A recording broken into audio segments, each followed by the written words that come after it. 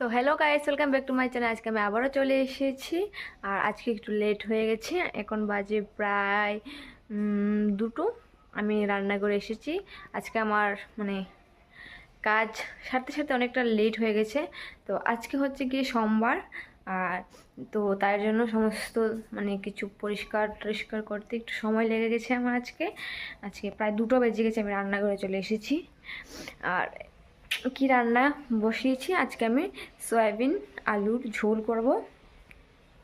যেহেতু অনেকটা দেরি হয়ে গেছে, তাই শর্টকাটে কিছু একটা বানিয়ে নেব তাড়াতাড়ি করে, কারণ ভীষণ খিদেও লেগে গেছে। তো এদিকে আমি পুজো দিয়ে দিয়েছি। পুজো আমি অনেক আগেই।